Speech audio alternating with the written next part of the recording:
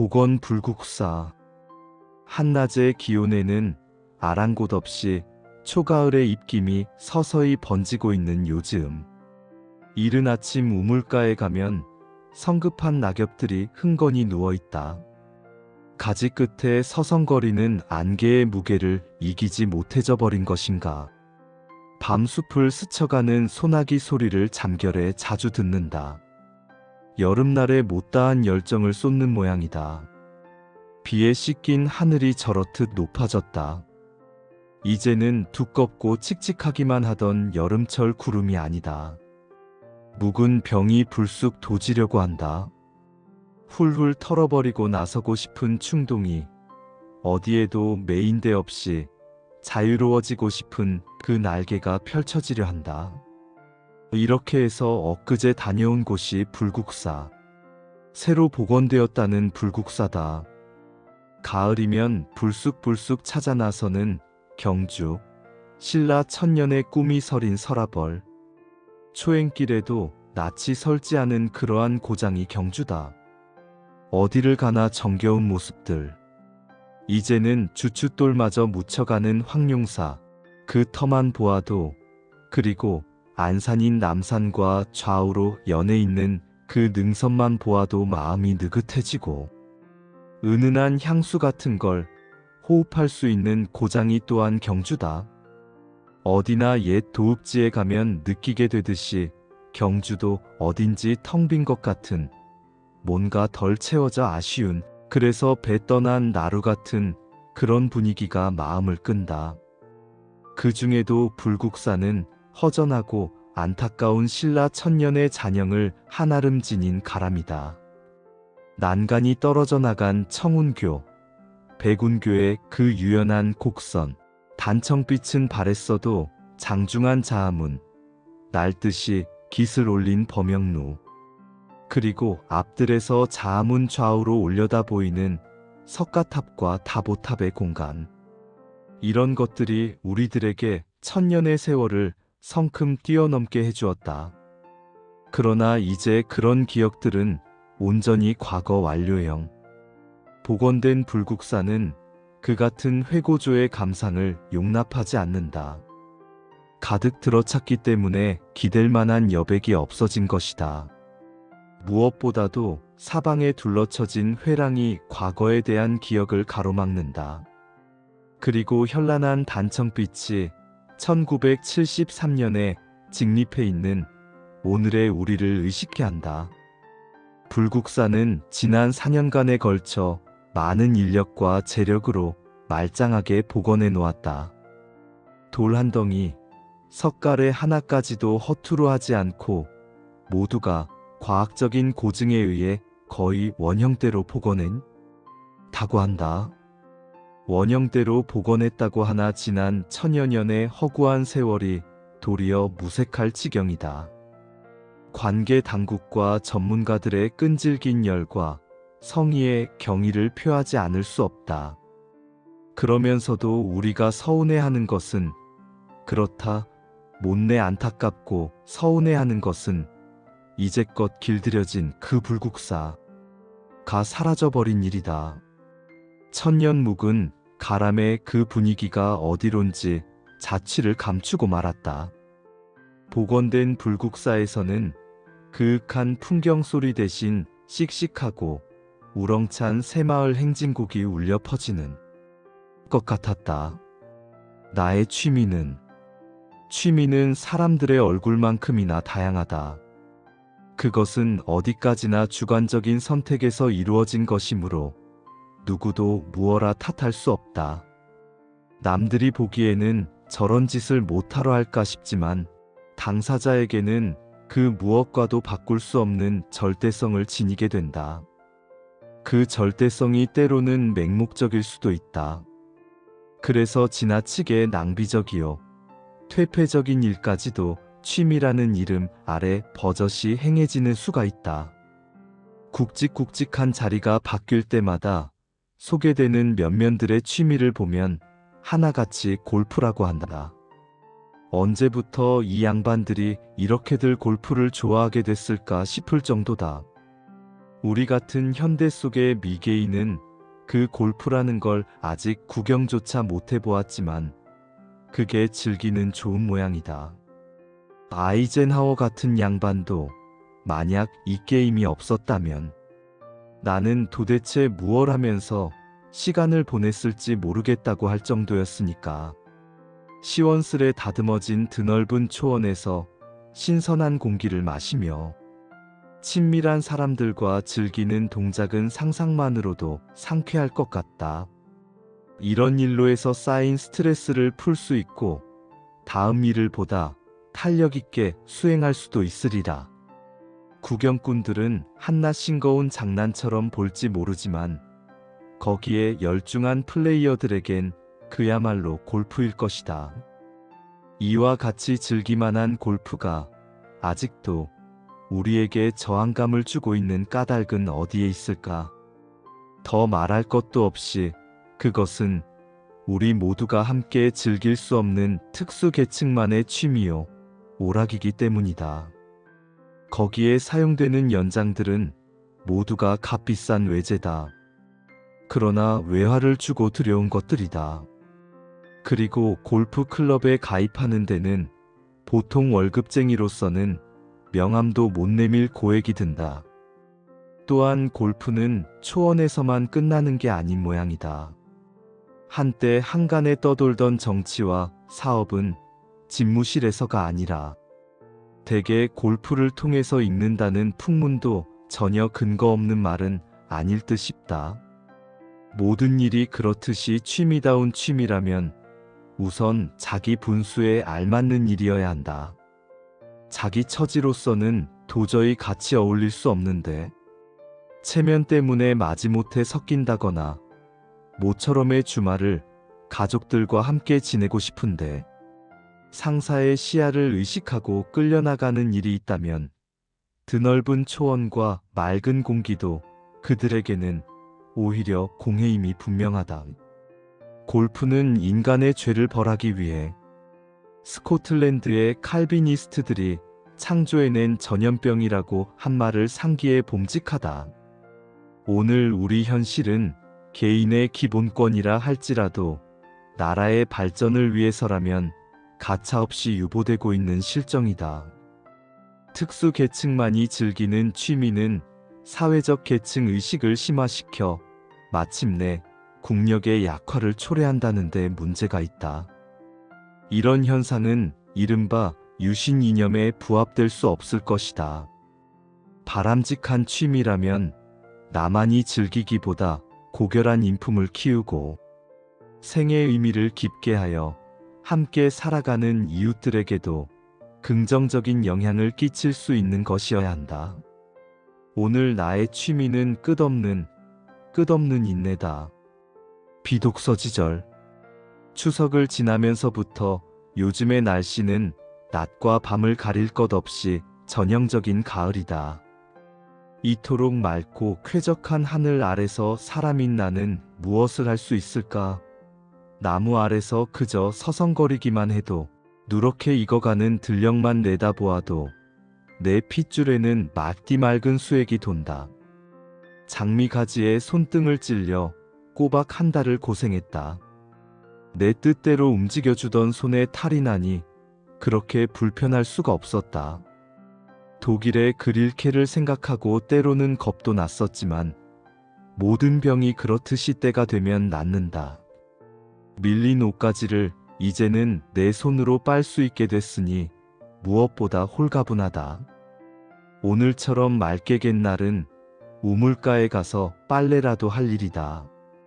우리처럼 간단명료하게 사는 혼자에게는 이런 일은 일거양득이 된다. 이 쾌청의 날씨에 나는 무슨 일을 할 수 있을까? 벽을 바라보고 좌선을 할 것인가? 먼지 묻어 퀴퀴한 경전을 펼칠 것인가? 그런 짓은 아무래도 궁상스럽다. 그리고 그것은 이토록 맑고 푸른 가을 날씨에 대한 결례가 될 것이다. 그저 서성거리기만 해도 내 안에서 살이 오르는 소리가 들리는데 이 밖에 무엇을 더 받아들인단 말인가? 가을하면 독서의 계절을 연상한다는 친구를 만나 어제는 즐겁게 입씨름을 했다. 내 반론인즉 가을은 독서하기에 가장 부적당한 비독서 지절이라는 것. 물론 넓지도 좁지도 않은 취야장에 책장을 넘기는 그 뜻을 모르는 바 아니지만 어디 그 길이 종이와 활자로 된 책에만 있을 것인가. 이 좋은 날에 그것인 정보와 지식에서 좀 해방될 수는 없단 말인가. 이런 계절에는 외부의 소리보다 자기 안에서 들리는 그 소리에 귀 기울이는 게 제격일 것 같다. 독서의 계절이 따로 있어야 한다는 것부터 이상하다. 얼마나 적하고 인연이 멀면 강조주간 같은 것을 따로 설정해야 한단 말인가. 독서가 취미라는 학생, 그건 정말 우습다. 노동자나 정치인이나 군인들의 취미가 독서라면 모르지만 책을 읽고 거기에서 배우는 것이 본업인 학생이 그 독서를 취미쯤으로 여기고 있다니 정말 우스운 일이 아닌가.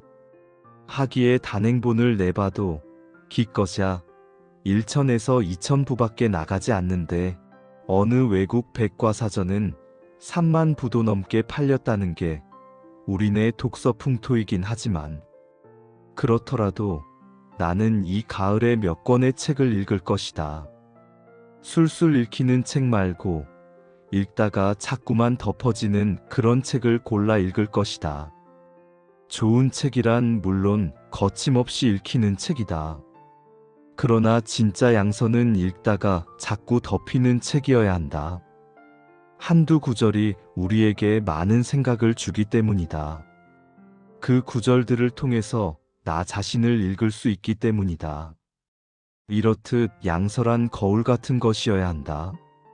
그래서 그 한 권의 책이 때로는 번쩍 내 눈을 뜨게 하고 안이해지려는 내 일상을 깨우쳐준다.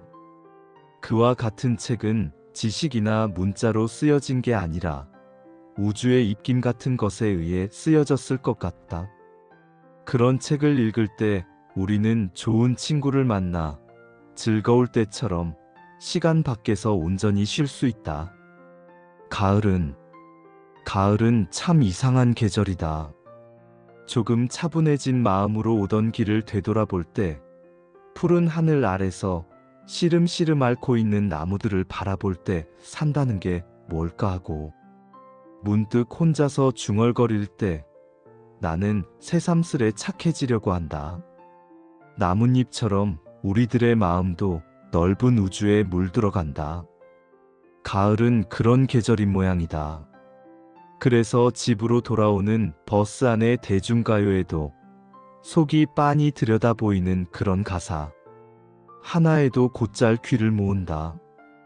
오늘 나 사소한 일로 직장 동료를 서운하게 해준 일이 마음에 걸린다. 지금은 어느 하늘 아래서 무슨 일을 하고 있을까? 멀리 떠나 있는 사람의 안부가 궁금해진다. 깊은 밤 등불 아래서 주소록을 펼쳐들고 친구들의 눈매를, 그 음성을 기억해낸다. 가을은 그런 계절인 모양이다. 한낮에는 아무리 의젓하고 뻣뻣한 사람이라 할지라도 해가 기운 다음에는 가랑잎 구르는 소리 하나에 귀뚜라미, 우는 소리 하나에도 마음을 여는 연약한 존재임을 새삼스레 알아차린다. 이 시대의 이 공기 속에서 보이지 않는 연줄로 맺어져 서로가 믿고 기대면서 살아가는 인간임을 알게 된다. 낮 동안은 바다 위의 섬처럼 저마다 따로따로 떨어져 있던 우리가 귀소의 시각에는 같은 대지에 뿌리 박힌 지체임을 비로소 알아차린다. 상공에서 지상을 내려다볼 때 우리들의 현실은 지나간 과거처럼 보인다. 이삭이 여문 논밭은 황홀한 모자이크, 젖줄 같은 강물이 유연한 가락처럼 굽이굽이 흐른다. 구름이 헐벗은 산자락을 안쓰러운 듯 쓰다듬고 있다.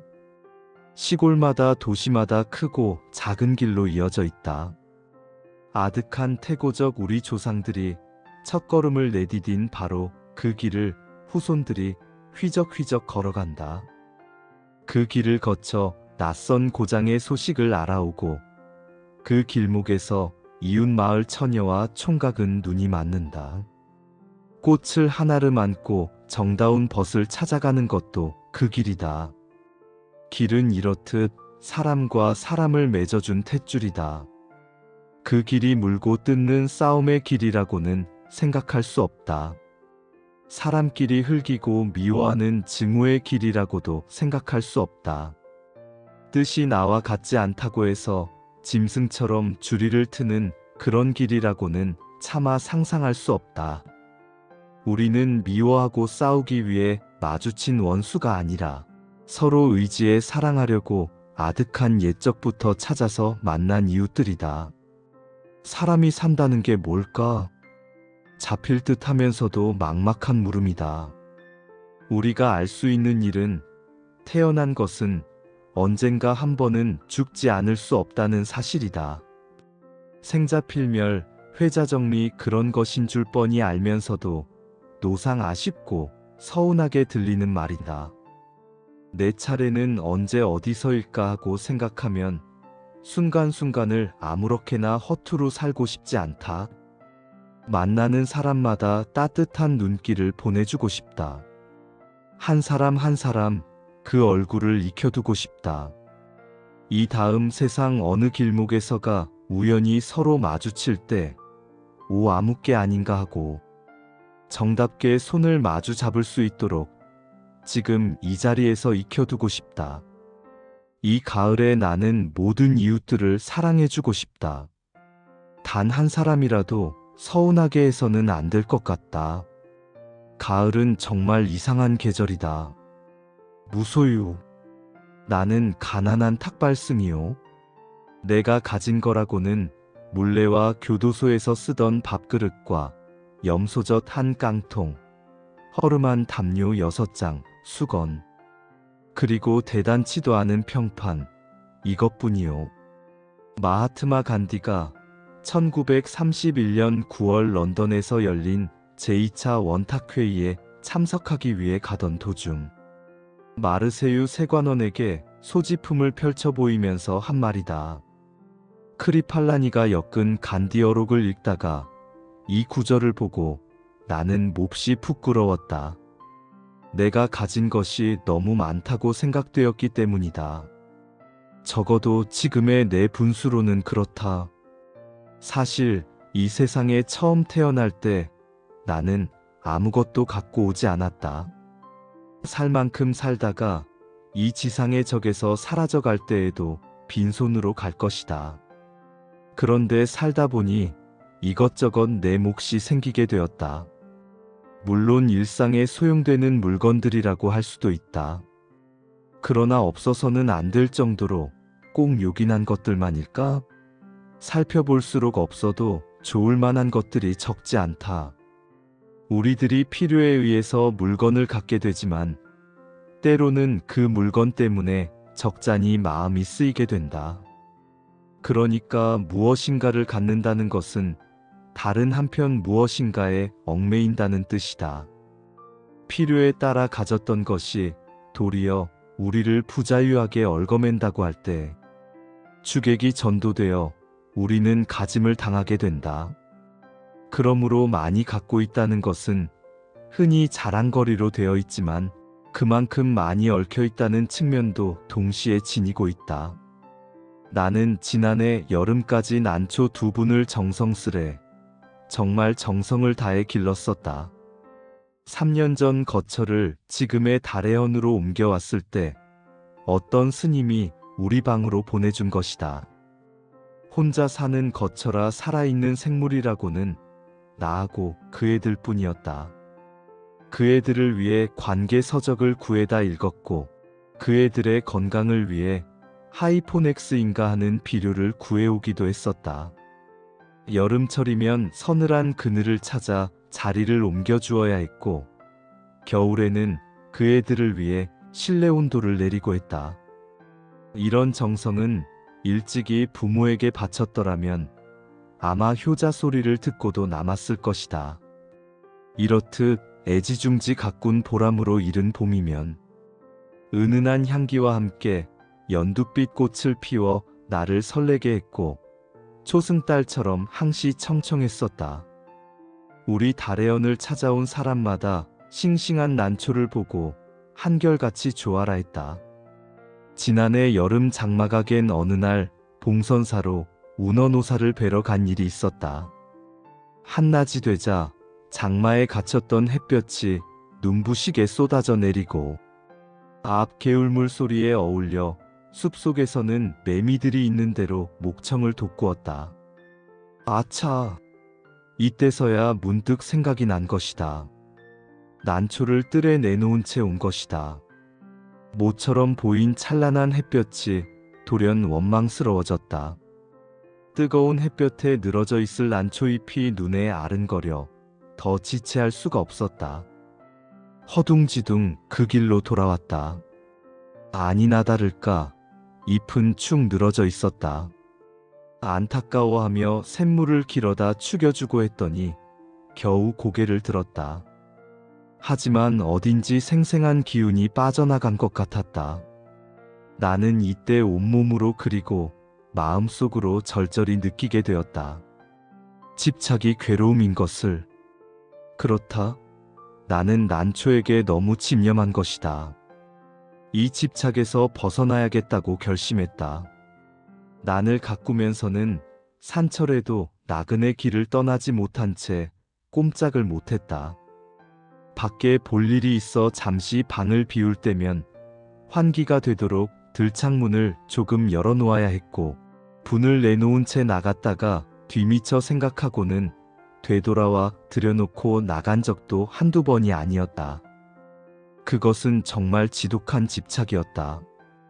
며칠 후 난초처럼 말이 없는 친구가 놀러왔기에 선뜻 그의 품에 분을 안겨주었다. 비로소 나는 얽매임에서 벗어난 것이다. 날아갈 듯 홀가분한 해방감. 3년 가까이 함께 지낸 유정을 떠나보냈는데도 서운하고 허전함보다 홀가분한 마음이 앞섰다. 이때부터 나는 하루 한 가지씩 버려야겠다고 스스로 다짐을 했다. 난을 통해 무소유의 의미 같은 걸 터득하게 됐구나 할까. 인간의 역사는 어떻게 보면 소유사처럼 느껴진다. 보다 많은 자기네 몫을 위해 끊임없이 싸우고 있다. 소유욕에는 한정도 없고 휴일도 없다. 그저 하나라도 더 많이 갖고자 하는 일념으로 출렁거리고 있다. 물건만으로는 성에 차질 않아 사람까지 소유하려 든다. 그 사람이 제 뜻대로 되지 않을 경우는 끔찍한 비극도 불사하면서 제 정신도 갖지 못한 처지에 남을 가두려 하는 것이다. 소유욕은 이해와 경비례한다. 그것은 개인뿐 아니라 국가 간의 관계도 마찬가지다. 어제의 맹방들이 오늘에는 맞서게 되는가 하면 서로 으르렁대던 나라끼리 친선사절을 교환하는 사례를 우리는 얼마든지 보고 있다. 그것은 오로지 소유의 바탕을 둔 이해관계 때문이다. 만약 인간의 역사가 소유사에서 무소유사로 그 방향을 바꾼다면 어떻게 될까? 아마 싸우는 일은 거의 없을 것이다. 주지 못해 싸운다는 말은 듣지 못했다. 간디는 또 이런 말도 하고 있다. 내게는 소유가 범죄처럼 생각된다. 그가 무엇인가를 갖는다면 같은 물건을 갖고자 하는 사람들이 똑같이 가질 수 있을 때 한한다는 것. 그러나 그것은 거의 불가능한 일이므로 자기 소유에 대해서 범죄처럼 자책하지 않을 수 없다는 것이다. 우리들의 소유관념이 때로는 우리들의 눈을 멀게 한다. 그래서 자기의 분수까지도 돌볼 새 없이 들뜬다. 그러나 우리는 언젠가 한 번은 빈손으로 돌아갈 것이다. 내 이 육신마저 버리고 호롤이 떠나갈 것이다. 하고 많은 물량일지라도 우리를 영원하게 하지 못할 것이다. 크게 버리는 사람만이 크게 얻을 수 있다는 말이 있다. 물건으로 인해 마음을 상하고 있는 사람들에게는 한 번쯤 생각해 볼 말이다. 아무것도 갖지 않을 때 비로소 온 세상을 갖게 된다는 것은 무소유의 또 다른 의미이다. 너무 일찍 나왔군. 서울이 몇 해 전부터 눈부시게 발전하고 있는 것은 밖에서 온 친선사절들의 입을 빌릴 것 없이 우리들 손으로도 만져볼 수 있다. 지방과는 달리 정치, 경제, 문화 등 모든 힘이 집중 투하되기 때문에 특별시로는 모자라 서울공화국이란 말이 나올 정도다. 빌어먹더라도 서울로 가야 살 수 있다는 집념으로 인해 서울은 날로 비대해지고 있다. 그러나 서울이라고 해서 다 살기 좋고 편리하게만 되어 있지는 않다. 넓혀지고 치솟는 중심가의 근대화와는 상관없이 구태의연한 소외지대가 얼마든지 있다. 강을 사이에 두고 나룻배가 오락가락한다면 백마강쯤으로 상상할 사람이 많겠지만 그것은 부여가 아니라 대서울의 독섬나루다. 강 건너에는 수백 가구의 주민들이 남새를 비롯한 시민의 의무를 다하면서 살고 있다. 행정구역상 서울특별시 성동구 무슨 동임에는 틀림없는데 거기는 전기도 전화도 수도시설도 없는 태고의 성역이다. 교통수단이라고는 오로지 나룻배가 있을 뿐. 그런데 그 나룻배라는 게 참 재미있다. 그 배는 지극히 서민적이어서 편식을 하지 않고 닥치는 대로 마구 먹는다. 승용차뿐 아니라 소가 끄는 수레며 분유를 실은 트럭이며 그 바퀴 아래 신사와 숙녀들도 함께 태워준다. 그리고 그 나룻배는 도무지 시간의 구애를 받지 않는다. 아침 6시에서 밤 11시까지인가 하는 사이에 적재량이 차야 움직인다. 아무리 바빠서 발을 동동 구른댔자 시간 부재의 배는 떠나지 않는다. 그거니와 장마철과 결빙기에는 며칠씩 거르게 된다. 같은 서울이면서 강을 하나 사이에 두고 이렇게 문명의 혜택은 고르지 않다. 처음으로 그 나루를 이용하기 시작한 사람들은 억울하고 안타까운 일을 많이 당하게 된다. 시간을 예측할 수 없어 허겁지겁 강변에 다다르면 한 걸음 앞서 배가 떠나고 있거나 겨우 기슭에 매달린 채 부동자세다. 그래서 얼마 전부터는 생각을 고쳐먹기로 했다. 조금 늦을 때마다 너무 일찍 나왔군 하고 스스로 달래는 것이다. 다음 배편이 내 차례인데 미리 나왔다고 생각하면 마음의 여유가 생긴다. 시간을 빼앗긴 데다 마음까지 빼앗긴다면 손해가 너무 많다. 똑같은 조건 아래서라도 희노애락의 감도가 저마다 다른 걸 보면 우리들이 겪는 어떤 종류의 고안악은 객관적인 대상에 보다도 주관적인 인식 여하에 달린 것 같다. 아름다운 장미꽃에 하필이면 가시가 돋쳤을까 생각하면 속이 상한다. 하지만 아무짝에도 쓸모없는 가시에서 저토록 아름다운 장미꽃이 피어났다고 생각하면 오히려 감사하고 싶어진다.